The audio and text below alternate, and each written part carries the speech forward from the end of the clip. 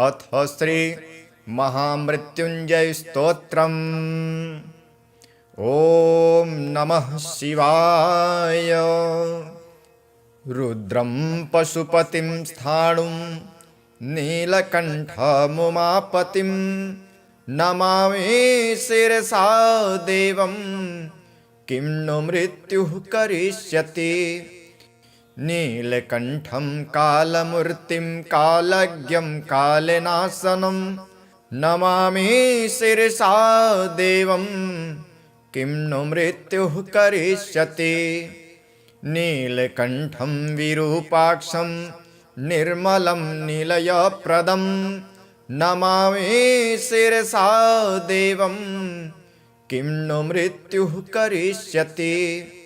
वामदेवं महादेवं लोकनाथं जगद्गुरुं नमामि शिरसा देवं। किं नु मृत्युः करिष्यति। देवदेवं जगन्नाथं देवेशं वृषभध्वजं नमामि शिरसा देवं। किं नु मृत्युः करिष्यति। गंगाधरं महादेवं सर्वाभरणभूषितं नमामि शिरसा देवं। किं नु मृत्युः करिष्यति। त्रक्षं चतुर्भुजं शान्तं जटामुकुटधारिणं नमामि शिरसा देवं। किं नु मृत्युः करिष्यति। भस्मोद्धूलित सर्वांगं नागाभरणभूषितं नमामि शिरसा देवं। किं नु मृत्युः करिष्यति। अनन्तमव्ययं शान्तं अक्षमालाधरं हरं नमामि शिरसा देवं। किं नु मृत्युः करिष्यति। आनन्दं परमं नित्यं कैवल्यपददायिनं नमामि शिरसा देवं। किं नु मृत्युः करिष्यति। अर्धनारीश्वरं देवं पार्वती प्राणनायकं नमामि शिरसा देवं। किं नु मृत्युः करिष्यति। प्रलयस्थितिकर्तार आदिकर्तारमीश्वरं नमामि शिरसा देवं। किं नु मृत्युः करिष्यति। व्योमकेशं विरूपाक्षं चन्द्रार्धकृतशेखरं नमामि शिरसा देवं। किं नु मृत्युः करिष्यति। गंगाधरं शशिधरं शङ्करं शूलपाणिनं नमामि शिरसा देवं। किं नु मृत्युः करिष्यति। अनाथः परमानन्दं कैवल्यः पदगामिनं नमामि शिरसा देवं। किं नु मृत्युः करिष्यति। स्वर्गापवर्गदातारं सृष्टिस्थित्यन्तकारणं नमामि शिरसा देवं। किं नु मृत्युः करिष्यति। कल्पायुर्देहि मे पुण्यं यावदायुगरोगतां नमामि शिरसा देवं। किं नु मृत्युः करिष्यति। शिवेशानां महादेवं वामदेवं सदाशिवं नमामि शिरसा देवं। किं नु मृत्युः करिष्यति। उत्पत्तिस्थितिसंहार कर्तारमीश्वरं गुरुं नमामि शिरसा देवं। किं नु मृत्युः करिष्यति। मार्कण्डेयकृतं स्तोत्रं यः पठेत् शिवसन्निधौ तस्य मृत्युभयं नास्ति नाग्निचोरभयं क्वचित्। शतावर्तं प्रकर्तव्यं संकटे कष्टनाशनं शुचिर्भूत्वा पठेत् स्तोत्रं सर्वसिद्धिप्रदायकं। मृत्युञ्जय महादेव त्राहि मां शरणागतं जन्म मृत्युजरा रोगै पीडितं कर्मबन्धने तावकसद्गतः प्राण स्वच्चित्तोऽहं सदा मृड इति विज्ञाप्य देवेशं त्र्यम्बकाख्यामनं जपे नमः शिवाय साम्बाय हरये परमात्मने प्रणतक्लेशनाशाय योगिनां पतये नमः। रुद्रं पशुपतिं स्थाणुं नीलकण्ठमुमापतिं नमामि शिरसा देवं किं नु मृत्युः करिष्यति। नीलकण्ठं कालमूर्तिं कालज्ञं कालनाशनं नमामि शिरसा देवं किं नु मृत्युः करिष्यति। नीलकण्ठं विरूपाक्षं निर्मलं निलयप्रदं नमामि शिरसा देवं किं नु मृत्युः करिष्यति। वामदेवं महादेवं लोकनाथं जगद्गुरुं नमामि शिरसा देवं किं नु मृत्युः करिष्यति। देवदेवं जगन्नाथं देवेशं वृषभध्वजं नमामि शिरसा देवं किं नु मृत्युः करिष्यति। गंगाधरं महादेवं सर्वाभरणभूषितं नमामि शिरसा देवं किं नु मृत्युः करिष्यति। त्रक्षं चतुर्भुजं शान्तं जटामुकुटधारिणं नमामि शिरसा देवं किं नु मृत्युः करिष्यति। भस्मोद्धूलित सर्वांगं नागाभरणभूषितं नमामि शिरसा देवं किं नु मृत्युः करिष्यति। अनन्तमव्ययं शान्तम् अक्षमालाधरं हरं नमामि शिरसा देवं किं नु मृत्युः करिष्यति। आनन्दं परमं नित्यं कैवल्यपददायिनं नमामि शिरसा देवं किं नु मृत्युः करिष्यति। अर्धनारीश्वरं देवं पार्वती प्राणनायकं नमामि शिरसा देवं किं नु मृत्युः करिष्यति। प्रलयस्थितिकर्तार आदिकर्तारमीश्वरं नमामि शिरसा देवं किं नु मृत्युः करिष्यति। व्योमकेशं विरूपाक्षं चन्द्रार्धकृतशेखरं नमामि शिरसा देवं किं नु मृत्युः करिष्यति। गंगाधरं शशिधरं शङ्करं शूलपाणिनं नमामि शिरसा देवं किं नु मृत्युः करिष्यति। अनाथः परमानन्दं कैवल्यः पदगामिनं नमामि शिरसा देवं किं नु मृत्युः करिष्यति। स्वर्गापवर्गदातारं सृष्टिस्थित्यन्तकारणं नमामि शिरसा देवं किं नु मृत्युः करिष्यति। कल्पायुर्देहि मे पुण्यं यावदायुगरोगतां नमामि शिरसा देवं किं नु मृत्युः करिष्यति। शिवेशानां महादेवं वामदेवं सदाशिवं नमामि शिरसा देवं किं नु मृत्युः करिष्यति। उत्पत्तिस्थितिसंहार कर्तारमीश्वरं गुरुं नमामि शिरसा देवं किं नु मृत्युः करिष्यति।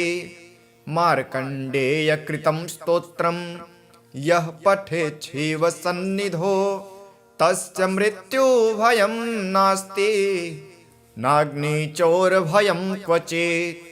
शतावर्तं प्रकर्तव्यं सङ्कटे कष्टनाशनं शुचिर्भूत्वा पठेत् स्तोत्रं सर्वसिद्धिप्रदायकम्। मृत्युञ्जय महादेव त्राहि मां शरणागतं जन्म मृत्युजरारोगैः पीडितं कर्मबन्धने। तावकसद्गतः प्राण स्वच्चित्तोऽहं सदा मृड इति विज्ञाप्य देवेशं त्र्यम्बकाख्यामनं जपे। नमः शिवाय साम्बाय हरये परमात्मने प्रणतक्लेशनाशाय योगिनां पतये नमः। रुद्रं पशुपतिं स्थाणुं नीलकण्ठमुमापतिं नमामि शिरसा देवं किं नु मृत्युः करिष्यति।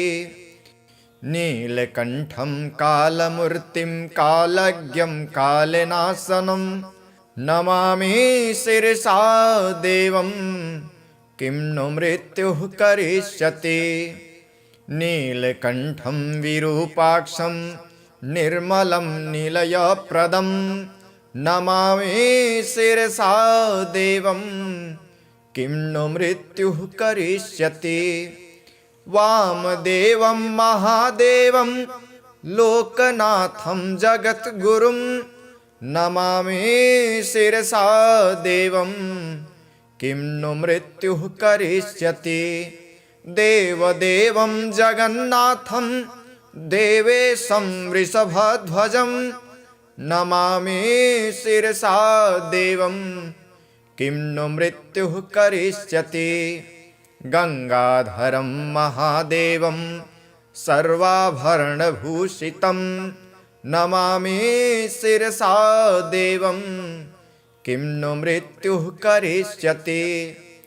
त्रक्षं चतुर्भुजं शान्तं जटामुकुटधारिणं नमामि शिरसा देवं किं नु मृत्युः करिष्यति।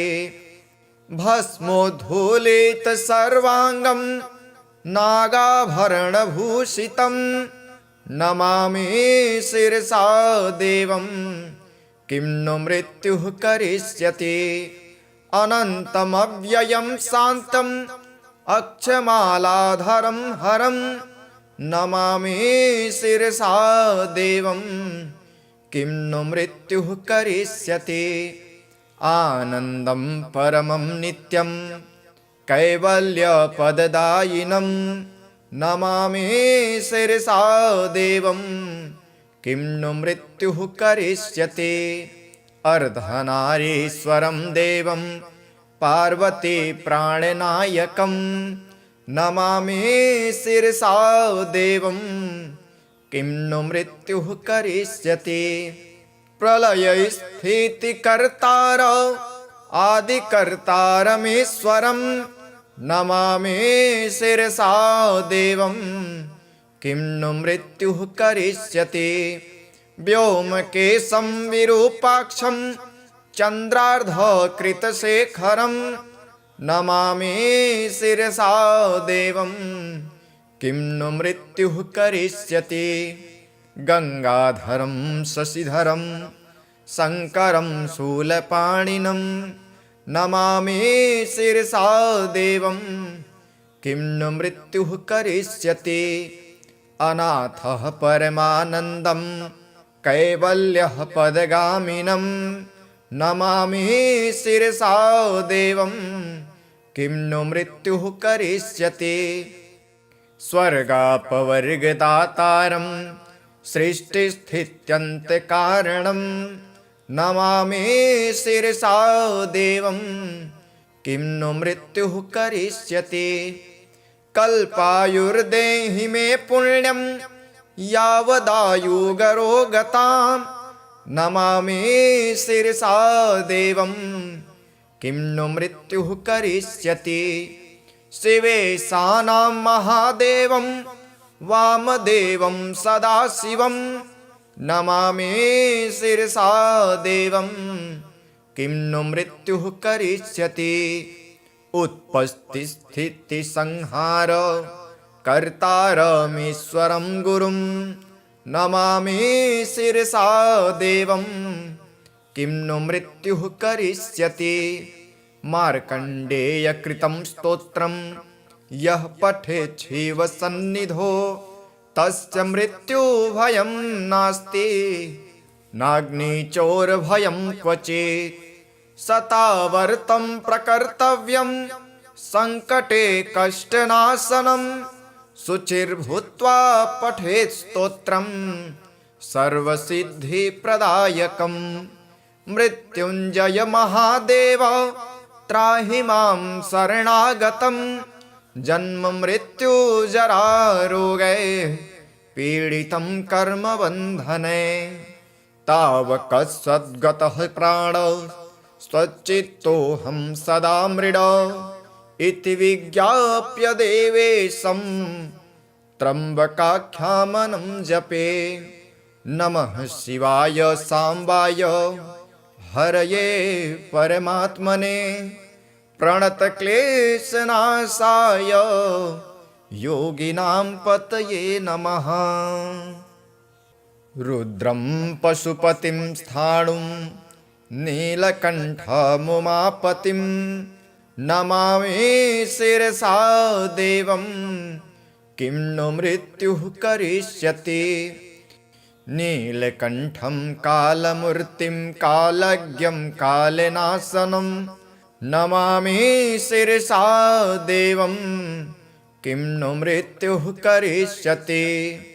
नीलकण्ठं विरूपाक्षं निर्मलं निलयप्रदं नमामि शिरसा देवं किं नु मृत्युः करिष्यति।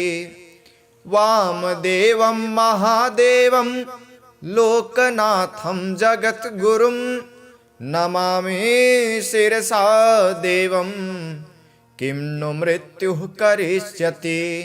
देवदेवं जगन्नाथं देवेशं वृषभध्वजं नमामि शिरसा देवं किं नु मृत्युः करिष्यति। गंगाधरं महादेवं सर्वाभरणभूषितं नमामि शिरसा देवं किं नु मृत्युः करिष्यति। त्रक्षं चतुर्भुजं शान्तं जटामुकुटधारिणं नमामि शिरसा देवं किं नु मृत्युः करिष्यति। भस्मोद्धूलित सर्वांगं नागाभरणभूषितं नमामि शिरसा देवं किं नु मृत्युः करिष्यति। अनन्तमव्ययं शान्तं अक्षमालाधरं हरं नमामि शिरसा देवं किं नु मृत्युः करिष्यति। आनन्दं परमं नित्यं कैवल्यपददायिनं नमामि शिरसा देवं किं नु मृत्युः करिष्यति। अर्धनारीश्वरं देवं पार्वती प्राणनायकं नमामि शिरसा देवं किं नु मृत्युः करिष्यति। प्रलयस्थितिकर्तार आदिकर्तारमीश्वरं नमामि शिरसा देवं किं नु मृत्युः करिष्यति। व्योमकेशं विरूपाक्षं चन्द्रार्धकृतशेखरं नमामि शिरसा देवं किं नु मृत्युः करिष्यति। गंगाधरं शशिधरं शङ्करं शूलपाणिनं नमामि शिरसा देवं किं नु मृत्युः करिष्यति अनाथः परमानन्दं कैवल्यः पदगामिनं नमामि शिरसा देवं किं नु मृत्युः करिष्यति स्वर्गापवर्गदातारं सृष्टिस्थित्यन्तकारणं नमामि शिरसा देवं किं नु मृत्युः करिष्यति कल्पायुर्देहि मे पुण्यं यावदायुगरोगतां नमामि शिरसा देवं किं नु मृत्युः करिष्यति शिवेशानां महादेवं वामदेवं सदाशिवं नमामि शिरसा देवं किं नु मृत्युः करिष्यति उत्पत्तिस्थितिसंहार कर्तारमीश्वरं गुरुं नमामि शिरसा देवं किं नु मृत्युः करिष्यति मार्कण्डेयकृतं स्तोत्रं यः पठेत् शिवसन्निधौ तस्य मृत्युभयं नास्ति नाग्निचोरभयं क्वचित् शतावर्तं प्रकर्तव्यं सङ्कटे कष्टनाशनं शुचिर्भूत्वा पठेत् स्तोत्रं सर्वसिद्धिप्रदायकं मृत्युञ्जय महादेव त्राहि मां शरणागतं जन्म मृत्यु जरा रोगै पीडितं कर्मबन्धने तावकसद्गतः प्राण स्वच्चित्तोऽहं सदा मृड इति विज्ञाप्य देवेशं त्र्यम्बकाख्यामनं जपे नमः शिवाय साम्बाय हरये परमात्मने प्रणतक्लेशनाशाय योगिनां पतये नमः रुद्रं पशुपतिं स्थाणुं नीलकण्ठमुमापतिं नमामि शिरसा देवं किं नु मृत्युः करिष्यति नीलकण्ठं कालमूर्तिं कालज्ञं कालनाशनं नमामि शिरसा देवं किं नु मृत्युः करिष्यति नीलकण्ठं विरूपाक्षं निर्मलं निलयप्रदं नमामि शिरसा देवं किं नु मृत्युः करिष्यति वामदेवं महादेवं लोकनाथं जगद्गुरुं नमामि शिरसा देवं किं नु मृत्युः करिष्यति देवदेवं जगन्नाथं देवेशं वृषभध्वजं नमामि शिरसा देवं किं नु मृत्युः करिष्यति गंगाधरं महादेवं सर्वाभरणभूषितं नमामि शिरसा देवं किं नु मृत्युः करिष्यति त्रक्षं चतुर्भुजं शान्तं जटामुकुटधारिणं नमामि शिरसा देवं किं नु मृत्युः करिष्यति भस्मोद्धूलितसर्वाङ्गं नागाभरणभूषितं नमामि शिरसा देवं किं नु मृत्युः करिष्यति अनन्तमव्ययं शान्तम् अक्षमालाधरं हरं नमामि शिरसा देवं किं नु मृत्युः करिष्यति आनन्दं परमं नित्यं कैवल्यपददायिनं नमामि शिरसा देवं किं नु मृत्युः करिष्यति अर्धनारीश्वरं देवं पार्वती प्राणनायकं नमामि शिरसा देवं किं नु मृत्युः करिष्यति प्रलयस्थितिकर्तार आदिकर्तारमीश्वरं नमामि शिरसा देवं किं नु मृत्युः करिष्यति। व्योमकेशं विरूपाक्षं चन्द्रार्धकृतशेखरं नमामि शिरसा देवं किं नु मृत्युः करिष्यति। गंगाधरं शशिधरं शङ्करं शूलपाणिनं नमामि शिरसा देवं किं नु मृत्युः करिष्यति। अनाथः परमानन्दं कैवल्यः पदगामिनं नमामि शिरसा देवं किं नु मृत्युः करिष्यति। स्वर्गापवर्गदातारं सृष्टिस्थित्यन्तकारणं नमामि शिरसा देवं किं नु मृत्युः करिष्यति। कल्पायुर्देहि मे पुण्यं यावदायुगरोगतां नमामि शिरसा देवं किं नु मृत्युः करिष्यति। शिवेशानां महादेवं वामदेवं सदाशिवं नमामि शिरसा देवं किं नु मृत्युः करिष्यति। उत्पत्तिस्थितिसंहार कर्तारमीश्वरं गुरुं नमामि शिरसा देवं किं नु मृत्युः करिष्यति। मार्कण्डेयकृतं स्तोत्रं यः पठेत् शिवसन्निधौ तस्य मृत्युभयं नास्ति नाग्निचोरभयं क्वचित्। शतावर्तं प्रकर्तव्यं संकटे कष्टनाशनं शुचिर्भूत्वा पठेत् स्तोत्रं सर्वसिद्धिप्रदायकं। मृत्युञ्जय महादेव त्राहि मां शरणागतं जन्म मृत्युजरारोगैः पीडितं कर्मबन्धने।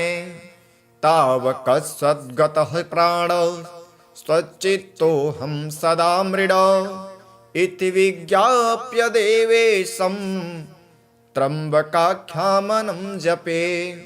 नमः शिवाय साम्बाय हरये परमात्मने प्रणतक्लेशनाशाय योगिनां पतये नमः। रुद्रं पशुपतिं स्थाणुं नीलकण्ठमुमापतिं नमामि शिरसा देवं किं नु मृत्युः करिष्यति। नीलकण्ठं कालमूर्तिं कालज्ञं कालनाशनं नमामि शिरसा देवं किं नु मृत्युः करिष्यति। नीलकण्ठं विरूपाक्षं निर्मलं निलयप्रदं नमामि शिरसा देवं किं नु मृत्युः करिष्यति। वामदेवं महादेवं लोकनाथं जगद्गुरुं नमामि शिरसा देवं किं नु मृत्युः करिष्यति। देवदेवं जगन्नाथं देवेशं वृषभध्वजं नमामि शिरसा देवं किं नु मृत्युः करिष्यति। गंगाधरं महादेवं सर्वाभरणभूषितं नमामि शिरसा देवं किं नु मृत्युः करिष्यति।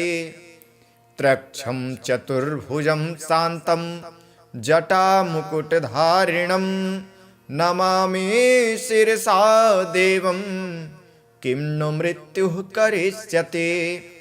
भस्मोद्धूलित सर्वांगं नागाभरणभूषितं नमामि शिरसा देवं किं नु मृत्युः करिष्यति। अनन्तमव्ययं शान्तं अक्षमालाधरं हरं नमामि शिरसा देवं किं नु मृत्युः करिष्यति आनन्दं परमं नित्यं कैवल्यपददायिनं नमामि शिरसा देवं किं नु मृत्युः करिष्यति अर्धनारीश्वरं देवं पार्वती प्राणनायकं नमामि शिरसा देवं किं नु मृत्युः करिष्यति प्रलयस्थितिकर्तार आदिकर्तारमीश्वरं नमामि शिरसा देवं किं नु मृत्युः करिष्यति व्योमकेशं विरूपाक्षं चन्द्रार्धकृतशेखरं नमामि शिरसा देवं किं नु मृत्युः करिष्यति गंगाधरं शशिधरं शङ्करं शूलपाणिनं नमामि शिरसा देवं किं नु मृत्युः करिष्यति अनाथः परमानन्दं कैवल्यः पदगामिनं नमामि शिरसा देवं किं नु मृत्युः करिष्यति स्वर्गापवर्गदातारं सृष्टिस्थित्यन्तकारणं नमामि शिरसा देवं किं नु मृत्युः करिष्यति कल्पायुर्देहि मे पुण्यं यावदायुगरोगतां नमामि शिरसा देवं किं नु मृत्युः करिष्यति शिवेशानां महादेवं वामदेवं सदाशिवं नमामि शिरसा देवं किं नु मृत्युः करिष्यति उत्पत्तिस्थितिसंहार कर्तारमीश्वरं गुरुं नमामि शिरसा देवं किं नु मृत्युः करिष्यति मार्कण्डेयकृतं स्तोत्रं यः पठेत् शिवसन्निधौ तस्य मृत्युभयं नास्ति नाग्निचोरभयं क्वचित् शतावर्तं प्रकर्तव्यं संकटे कष्टनाशनं शुचिर्भूत्वा पठेत् स्तोत्रं सर्वसिद्धिप्रदायकं मृत्युञ्जय महादेव त्राहि मां शरणागतं जन्म मृत्यु जरा रोगे पीडितं कर्मबन्धने तावकसद्गतः प्राण स्वच्चित्तोऽहं सदा मृड इति विज्ञाप्य देवेशं त्र्यम्बकाख्यामनं जपे नमः शिवाय साम्बाय हरये परमात्मने प्रणतक्लेशनाशाय योगिनां पतये नमः रुद्रं पशुपतिं स्थाणुं नीलकण्ठमुमापतिं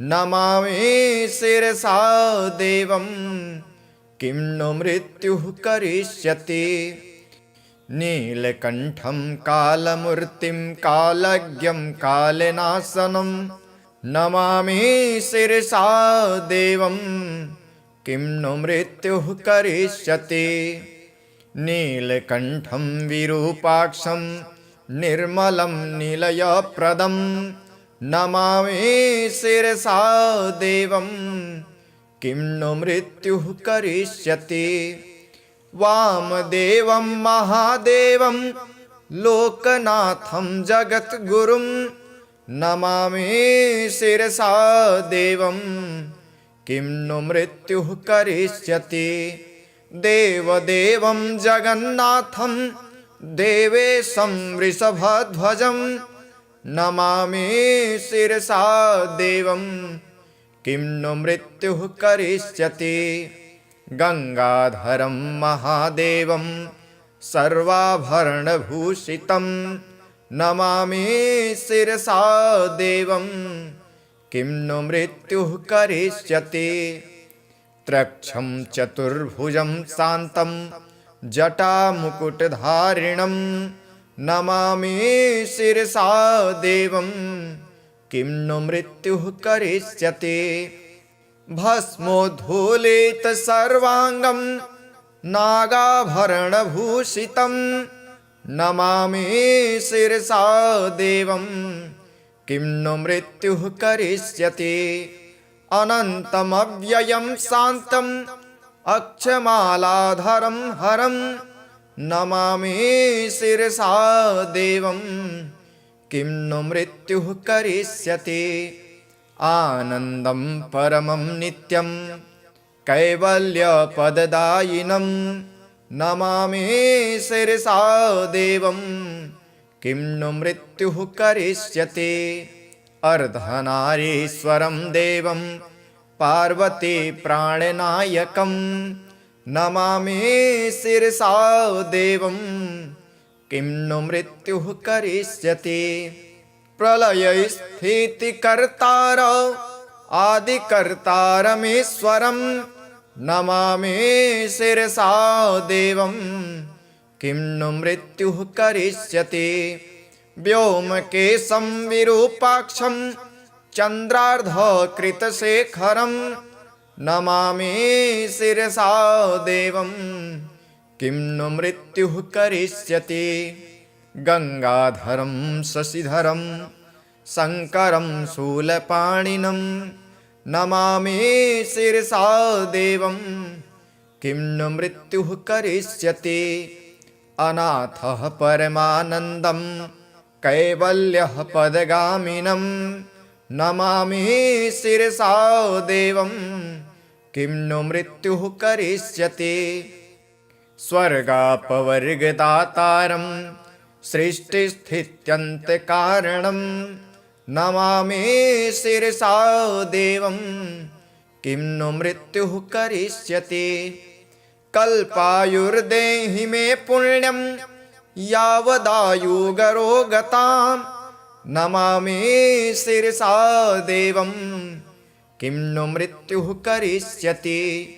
शिवेशानां महादेवं वामदेवं सदाशिवं नमामि शिरसा देवं किं नु मृत्युः करिष्यति।